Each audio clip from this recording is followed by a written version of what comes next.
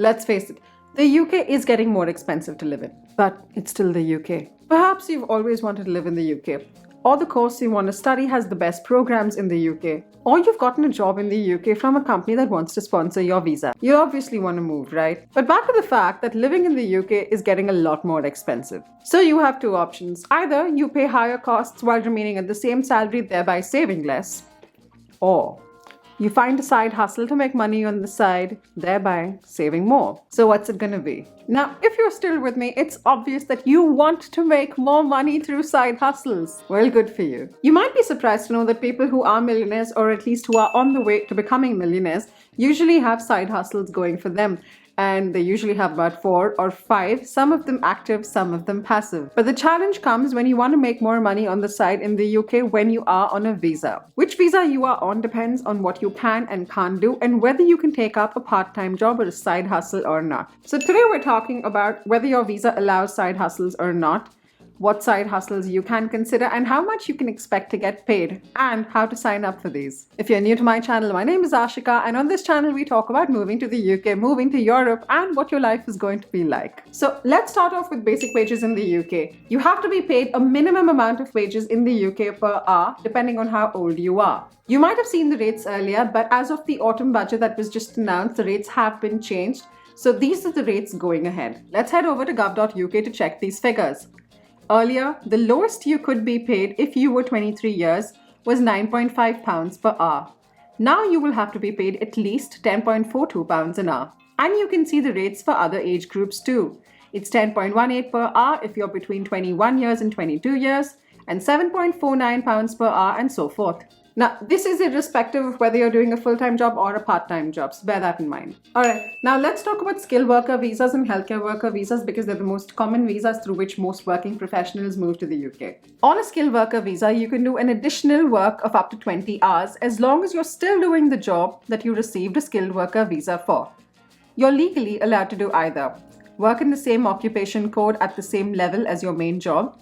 So basically, if you got a job as a developer, you can do extra work as a developer. If you get a job as a lawyer, you can do extra hours as a lawyer. Or work in a shortage occupation. As you know, some jobs in healthcare, tech, etc. fall under the shortage occupation list, basis where there's a shortage of workers in the UK. So if your role is in the shortage occupation list, you can do additional work. If you plan on working more than 20 hours a week or in a different occupation code, as per gov.uk, you do need to update your visa and you'll receive a new certificate of sponsorship from your second employer.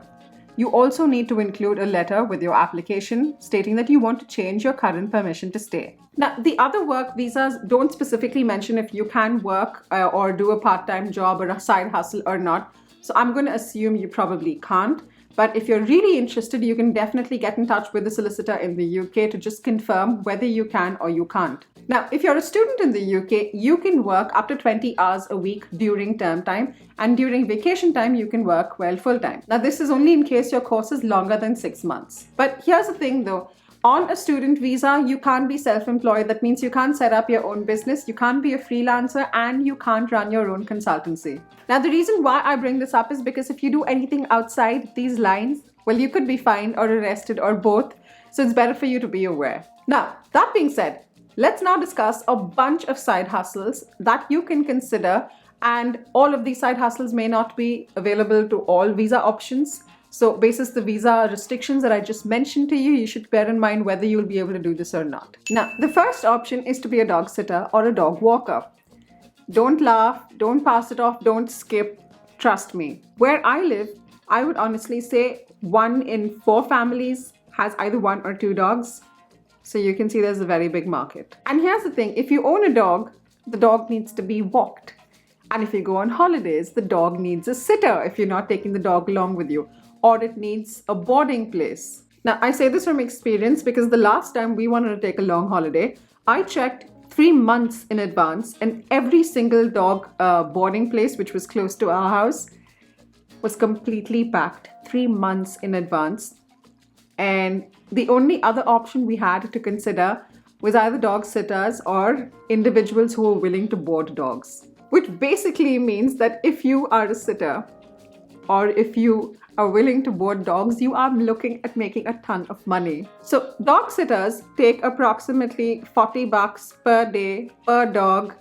So if a family is going for a 5-day holiday, you are looking at making $200 off one dog. If they're going for a 10-day holiday, you're looking at making $400. And this is just dog boarding. Apart from this, there's also dog sitting. So dog sitters charge anywhere from £30 to £60 a night, or it could be more, and this is for one dog, all right? And dog sitting involves where you go and stay in the owner's house and you live and take care of their dogs until they come back. And then back to dog walking, where you can earn anywhere between 10 to 20 pounds for walking one dog. Now, there's also the concept of doggy daycare, which basically means while people go to work or they need to go out for the day, they leave the doggy in your house and you take care of the dog just for the day, and the owners come back at night and take their dogs back. For this, you can earn anywhere between £20 to £45 for a dog. Now, if this is something that interests you, if you're good with dogs, there are a bunch of options you can consider. I can recommend Rover because that's what I use. There's also Trusted House Sitters, and Mind a Home. Remember I mentioned a dog sitter? Now, not everybody likes dogs and not everyone's good with dogs, but if you are good with your hands instead of dogs, you can consider becoming a handyman. You might have no idea what a handyman is, so let me explain. If my tap breaks down, I may need to replace my tap. And the problem is, I don't know where to start. Now, if you've watched my previous videos and if you're from India like I am, you would know that for most people in India, a lot of people in India have absolutely no idea how to fix a tap, simply because we've never needed to learn how, because there were so many options available in the form of Urban Joy, Urban Clap, and House Joy, or Urban Company as it's now called. So we never really needed to learn how to do any of that, and now we've come here and we have absolutely no idea how to go about doing this. So we obviously now need to hire a handyman. A handyman is somebody who basically can help you with the plumbing, with carpentry, fixing shelves, mounting your TV on the wall, fixing your fences, fixing the tiles, pretty much any handy work that you need done. Now, here's the thing. London will always have such requirements because the majority of the population in London is either studying or working and probably either doesn't know how to do this or doesn't have the time. And if you move outside London and come to the towns like where we stay in, there's a lot of population that is the older population over here, which can't manage to do these things themselves. So they need help with this as well. A handyman can basically make anywhere between £10 to £45, depending on which area you live in. And this is per hour. Now, if this is something that interests you, you can obviously Google it and look for an aggregator in your area and sign up to work with them. Or what you can do, and this is how we found out the handymen in our area, you can visit your local grocery shops and you'll usually find flyers over there of people who are advertising their business. Or you can go to local coffee shops and you'll probably find flyers there as well. A lot of times, if you stay outside London, there will also be people who will come and drop off flyers at your house for such services. And if you haven't hit that subscribe button yet, now is an absolutely great time to do it. Hit the subscribe button now and click on the bell icon for notifications. Now, another job you can take up either part-time or full-time is that of a social media manager. With most businesses moving their presence online, there's often the demand for somebody to come and manage their social media accounts. Well, most bigger brands, of course, go with agencies, but smaller companies find it difficult to pay those agency fees. So they would honestly prefer either students or somebody doing this part-time or individuals managing the account versus an agency. Now, of course, you can't land a social media manager gig with absolutely no experience. So two things would help you. The first thing is if you manage to do some courses, free courses, paid courses, whatever it is in social media management. The second thing would be to learn those concepts and then apply it on your own personal accounts and at least grow your own personal following. So even if you haven't had a corporate gig as a social media manager, if you show this kind of growth or the strategies that you have learned and implemented on your own account, it might still help you land a gig. Now, if you want to freelance and if your visa allows it, you can look at Fiverr, you can look at Freelancer, or you can look at Upwork. If you're looking at rates just on Fiverr itself, people charge all the way from £17 to £200 depending on the nature of work you're looking at. So there's a lot of money to be made. Another really good gig you can consider in the UK to make money on the side is tutoring. If you are in university or if you are in college, you can tutor other students in your university, you can tutor secondary school students, you can even help with writing essays and coursework. If you are not a student, you should still consider tutoring. Now, let me give you an example. In a year or so, I would want my son to start learning some amount of French. And I obviously can't teach him any French, so I would obviously then opt for a tutor. And here's the thing, a lot of parents I know who have children of the same age as my son are also looking either right now or going to look very shortly for tutors to teach their children other languages. You might be thinking you don't know languages apart from English and Hindi, but you know what? There are a lot of people who are also looking at learning Hindi, so don't discount that. And here's the thing, it's not limited to just languages. You have the option of teaching maths, science, chemistry, biology. These are typically the most demanded subjects if you check online in terms of online tutoring. So if you're good at it, you have the option of teaching somebody maths, chemistry, biology, and a lot of other subjects as well. These are the most demanded subjects, but that doesn't mean there's no demand for other subjects. There's also the option of teaching somebody how to play a musical instrument, because that was something I would want as well. And you can always teach somebody how to play the piano, the keyboard, the guitar. A lot of these options exist. With the exception of music, of course, you have the option of either tutoring online through Zoom calls, or you can do it face-to-face. And if you'd like to sign up with somebody or you don't know where to start, just Google it, tutoring in the UK, tutoring in Maidenhead, tutoring in London, whatever. And you'll have a bunch of services that pop up that you can register with. And just to give you an idea, French tutors charge about $30 an hour. Maths tutors charge about $37 an hour. So again, you are looking at making a decent amount of money. Now, another option you can definitely consider is selling your old stuff. The second-hand market is really big in the UK, or pre-loved or pre-owned. You could look at selling your old clothes, your old books, your old appliances, whatever you're looking at selling, it works. Now, you can either look at selling them either on Facebook Marketplace or eBay, or through a car boot sale, which mostly happens in summers, unless I'm wrong, because in the area where we live in, it happens only in the summer.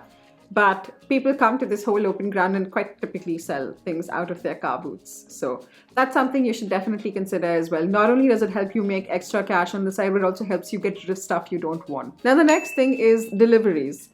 If you stay in London, you have a lot of shops nearby. But if you stay anywhere outside London, you'd realize that you don't often have a shop or a store which is too close to your house.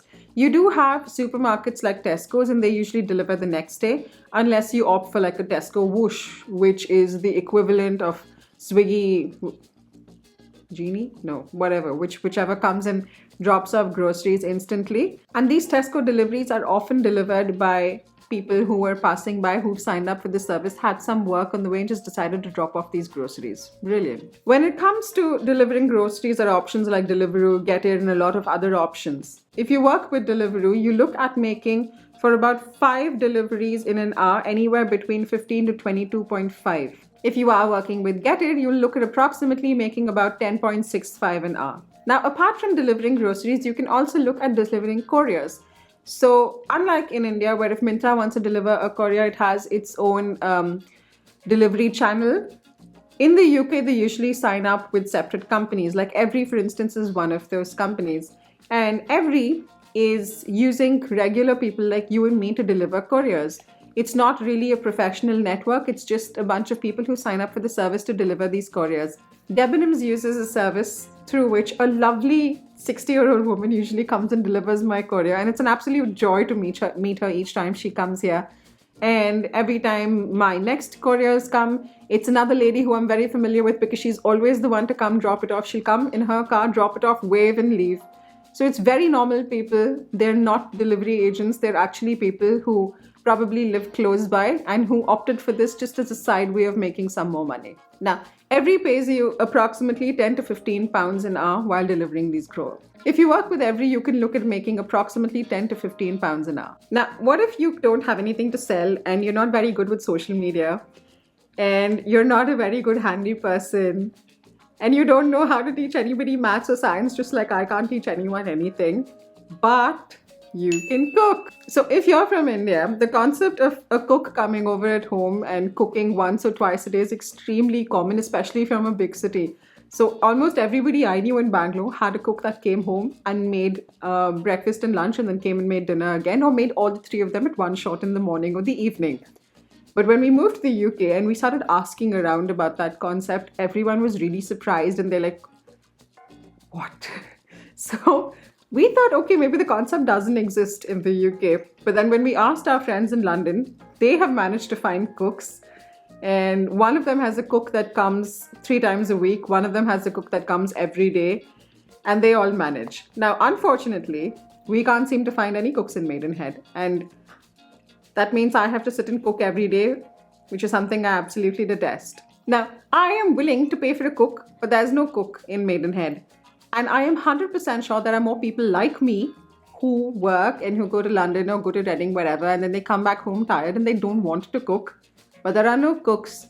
So imagine if you stayed here and you knew of people like us, you could make a lot of money off people like me, right? So if you do move to the UK and if you're good at cooking or if you're even barely decent at cooking but you don't mind doing that process, that's something you should definitely consider, especially in areas which have a lot of people possibly who've come from India, because we're used to the concept and that's something we would enjoy, versus a lot of people who have been born and raised here and who aren't familiar with the concept, so they don't really have that need.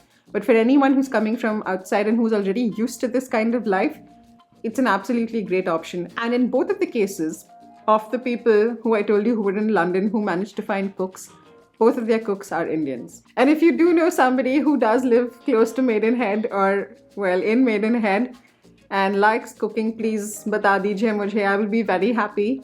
The thing for you to remember is, because this is such a niche category and people are desperate, you can make a lot of money over here.